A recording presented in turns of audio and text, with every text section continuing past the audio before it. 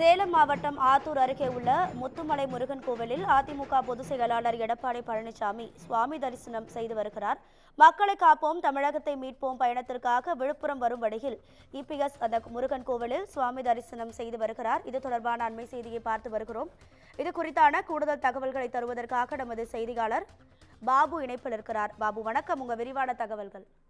கண்டிப்பாக அதாவது இந்திய அண்ணா திராவிட முன்னேற்ற கழகத்தின் பொதுச் செயலாளரும் சட்டமன்ற எதிர்க்கட்சித் தலைவருமான எடப்பாடி பழனிசாமி மக்களை காப்போம் தமிழகத்தை மீட்போம் என்ற எழுச்சி பயணம் தொடங்கி கோவையில் தொடங்கி தற்போது நடைபெற்று வந்தது. இந்நிலையில் இன்று விழுப்புரத்தில் நடைபெறும் நிலையில் சேலம் மாவட்டம் ஆத்தூர் அடுத்த அதாவது புத்திரகொண்டம்பாளையம் பகுதியில் 146 அடி உயரம் கொண்ட முத்துமலை முருகன் கோவில் அமைந்துள்ளது. அதாவது விழுப்புரம் செல்வதற்காக வருகை புரிந்த எடப்பாடி பழனிசாமி அவர்கள் முத்துமலை முருகன் கோவிலில் தற்போது சாமி தரிசனம் மேற்கொண்டார்.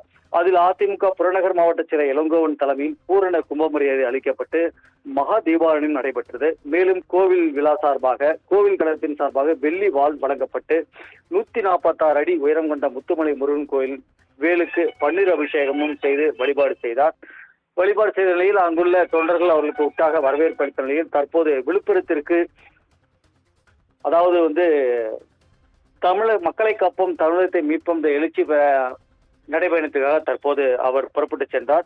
மேலும் தொண்டர்கள் அவர்களுக்கு உற்சாகமாக வழியமைத்தார்கள். ராதிகா, உங்க தகவல்களுக்கு நன்றி பாபு.